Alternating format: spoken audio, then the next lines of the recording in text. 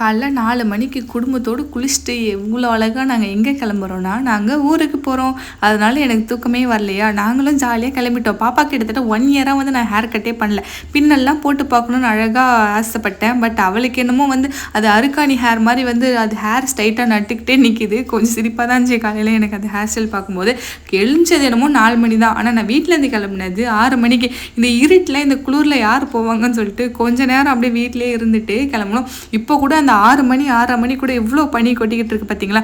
நல்லா தான் போயிட்டு இருந்தோம். கொஞ்சம் தூரத்தில் நல்லா டீலாம் குடிச்சிட்டு போகிற வேலை ஜூஸ்லாம் குடிச்சிட்டு ஜாலியாக தான் போனோம். என்னடா அப்படின்னு யோசிக்கும் போது தான் வந்து டயரோட இடத்துல கரெக்டாக பஞ்சர் ஆயிடுச்சு. டயரோடைய மவுத்தே வெளியே வந்துச்சு.